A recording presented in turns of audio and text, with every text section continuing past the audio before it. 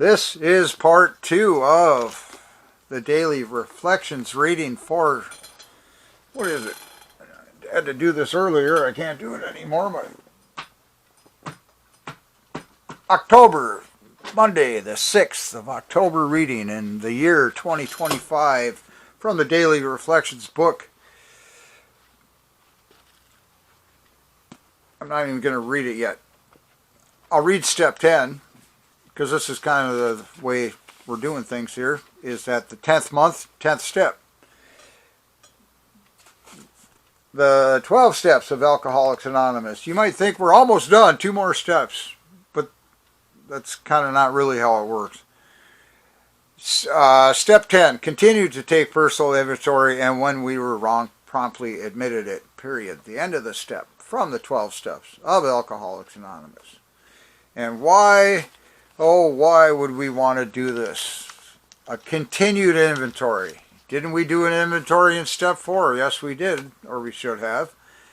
And then, I don't know if I got the energy to get all the way through this again. And then step 5, we admitted to God, ourselves, and someone else the exact nature of our wrongs that we discovered, perhaps, in the Fearless and Searching Moral Inventory.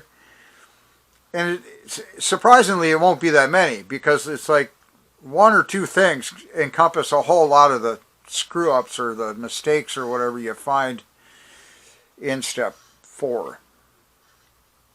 So now that you've discovered these things, step 6 and 7 go hand in hand. Step 6, were, W-E-R-E.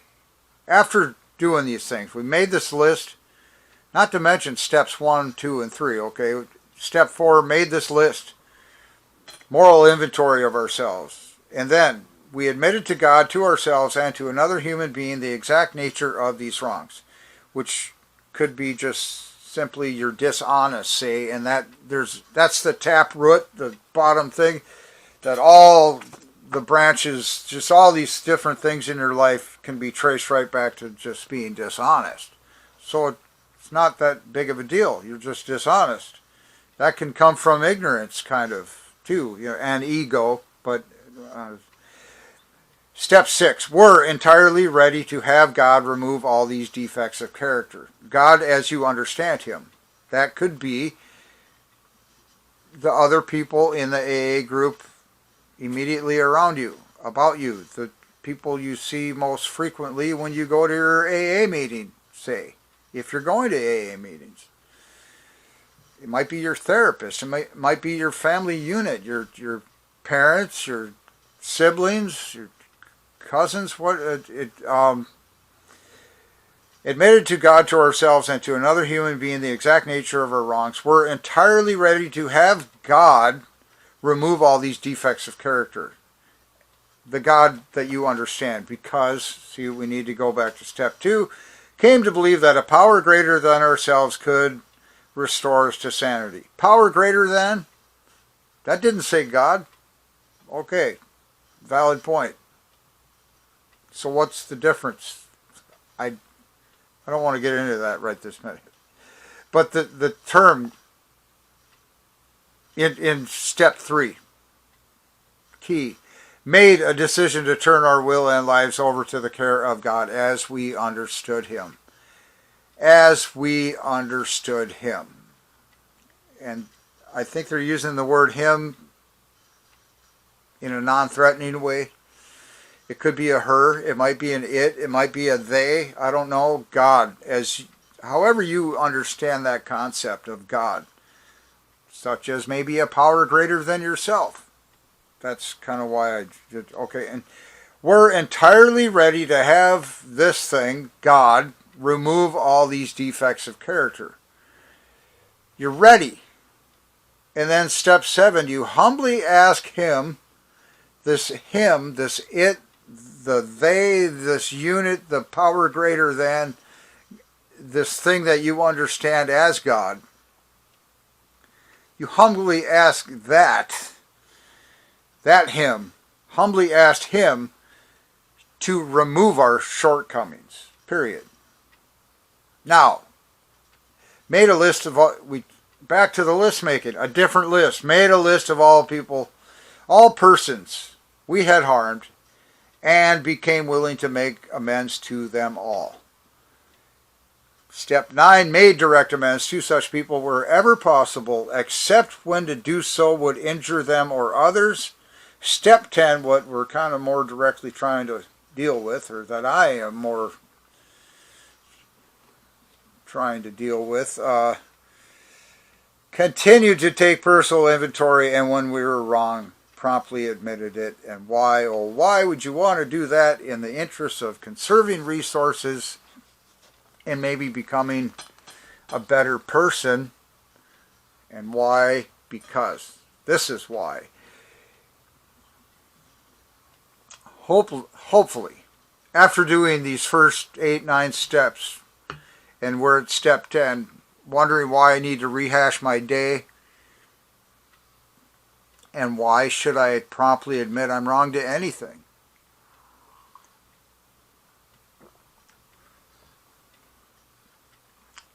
There's a multitude of reasons. The ones I'm trying to focus on today is that before I'd ever heard of any of this AA stuff, I was just doing stuff, man, as a drunken human being. And I was causing a lot of damage. And a lot of the damage I caused affected me in my emotional state. I didn't necessarily like that. Well, then why did you do it? Richard, I guess, is what I'm calling myself today from part 1 here. I'm a recovering alcoholic now. This Richard is. And he's got a lot, this Richard has a lot of different moral inventory items now than I used to have. Different ideals, different goals, different values than I had before. Okay, now like I most recently said, back before I knew any of this, I just kept drinking to keep Richard happy. But I was causing a lot of problems because that was the prime directive for Richard. Get drunk at any, it didn't matter what it cost.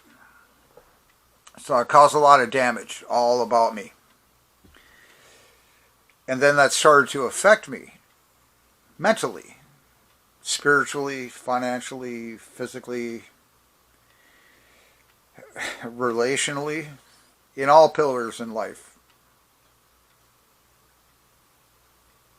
Step 4, made a searching fearless moral inventory. Oh, well, I came up with some things. I'm dishonest. I like to steal maybe or whatever. And all, just a bunch of unsavory characteristics and many incidents of them. But really, there's only a couple, probably for most of us, that are salient, germane, applicable. And they're generally just, let's focus on dishonesty. It's a big problem with humans. Maybe it isn't a problem. It's a character trait common to a lot of human beings. And it has a use. And then how you use that is up to everybody. Moral list of, let's read step 4 again. Made a searching and fearless moral inventory of ourselves, period. Now what? We try and become better people. We do steps 5, 6, 7, 8, and 9. And now we're at 10. Continued in inventory. Why? I thought I did all that already. Well, maybe you still have some things there. Hanging, well, never mind. It's a 40-year-old reference nobody's going to care about any longer.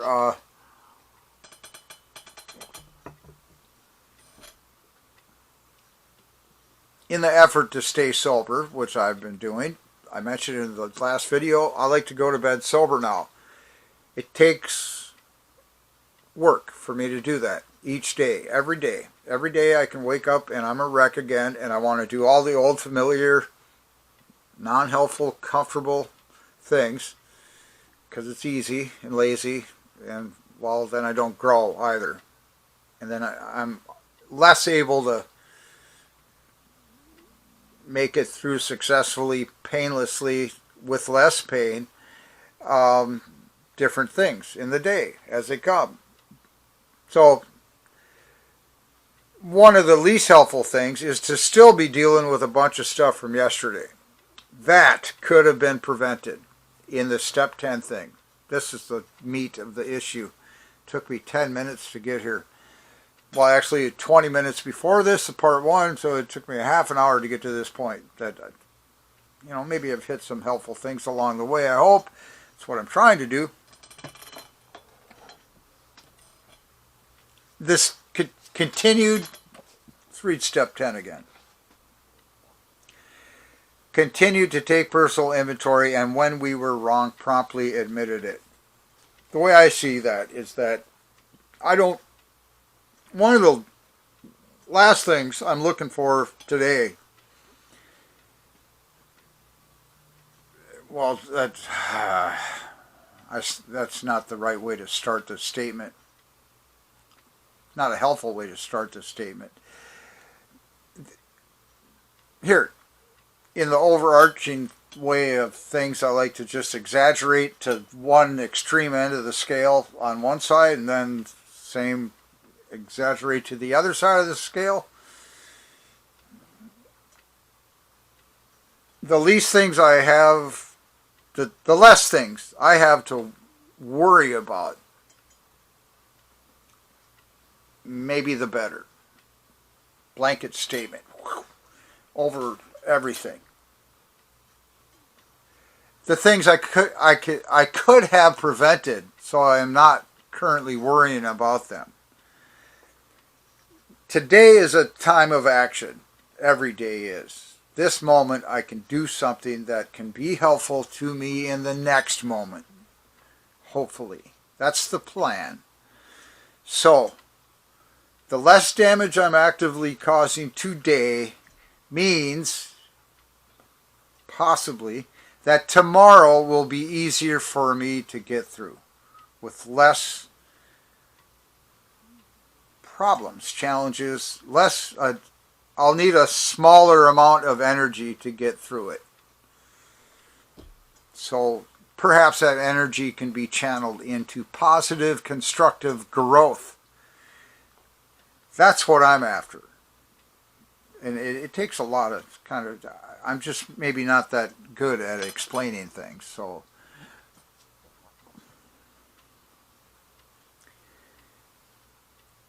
this thing about this example of being late to work, an appointment, whatever, it could just be downright dishonest.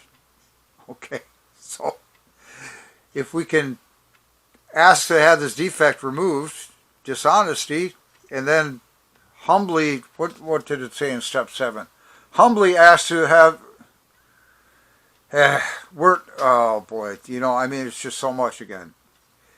Step 6, we're entirely ready to have something remove this dishonesty. Step 7, I humbly, that's important, ask to have dishonesty removed.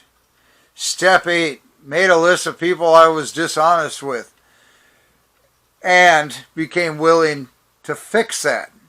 Step 9, we introduced ourselves into the situation again and confessed that I'd been dishonest with you and I want to fix any problems that caused. Step 9. Step 10, continue to take this inventory. Am I still being dishonest? So you can use that right in the moment, right when you're dealing with somebody. Number 1, you can choose to be more honest than maybe you were going to be in the effort to conserve resources that you could better expend in growth in a positive, constructive way later. Maybe later today, maybe in that interaction, you can grow a little bit right there and understand that some of this stuff works and is helpful in life. So, that properly admitting you're wrong, I got a whole bunch of stuff to say about that. I'm going to try and zero in on one thing, is that now some solution can be sought more effectively between the two warring parties or whatever they are, the conflict. It's like, okay, well, there's the fault, there's the wrongness. We're all just going to blame that, and now we can. How can we? How do we effect a repair? How do we get a solution to this problem, this puzzle that's beneficial to people, that we can agree upon and then put into action, and then see if it actually works? Because we're not getting anywhere having a urination competition. I don't want to use foul words. Okay, so that's where the healing can really begin for everybody involved. That's where the learning can begin. It doesn't mean it is going to begin. It can begin. That would be a possible point where a new aspect has been introduced. Continue this personal inventory, and when I'm wrong, I promptly admit it. It used to be win at all costs, okay? Because if you look at my other video about part 1, I think, Richard wanted to get drunk. It didn't matter what it cost. I would do anything, and lots of it hurt, lots of things, and then I ended up still having to pay the consequences. Lots of stuff I didn't want to deal with. Corrected a lot of that. I don't know if it even corrected all of it, but it was a good step in a positive direction. I see it works. I've changed my ways now in a large sense, such as a daily inventory, and then now more directly right in the middle of stuff. I try and catch myself and think, I might be wrong. Maybe this other entity, party, opponent, person, after all, usually we're dealing with another person. That can change now. 21st century, robots, artificial intelligence. We don't know who we're dealing with or what we're dealing with. Oh boy, there's some dark thoughts involved in all that. That's anyhow. Let's tone it into the thing today. I might be wrong. What's this other thing saying? Maybe they're right. Maybe their stuff is more workable. That's now we're entering into a place where something constructive can begin. Because we got over the, I'll just say it, the pissing contest to see who can, more vinegar, and yak, yak, yak, I'm right, you're wrong. No, you're wrong, I'm right. We agree somebody's wrong. Let's move on with a solution. That's the properly admitting you're wrong. That's really kind of all that is. So now that we're not piling more stuff on pile of unsolved puzzles behind us, because that's helpful in a lot of ways. You wake up in the morning and you can deal with a fresh, clean slate, number one. Emotionally, that puts us in a very good space if you're human. It's just, I feel so free to do as I choose today. Let's use that constructively. Kind of simple stuff, but you know, we're not simple creatures, organisms, human beings. We can kind of try and make it easier on ourselves. That would be a way of putting this. That I think I've said all I can say about this, or want to say at least today, that by the time we get to the 10th step, hopefully each day we haven't been causing more harmful actions to be added to our weight, say, or on our to-do list, on the list of chores, in the if you ever been involved in well, even if you've watched this kind of thing, the American judicial system, as I understand it, sometimes they take into account a lot of things that maybe aren't directly written down or charged against you, or working for you, and this kind of thing. And so, step 10, daily, personal, whatever, continued. Let's get back to the book. That makes the most sense to me. Step 10 says, continue to take personal inventory, and when we were wrong, promptly admitted it, period. Doesn't say anything else that we need to fix it then or whatever. What about the other guy? It doesn't say any of that. It just says continued to take personal inventory, and when we were wrong, promptly admitted it, period. Who do you admit it to? I don't even know that much. I'm hazarding maybe a guess.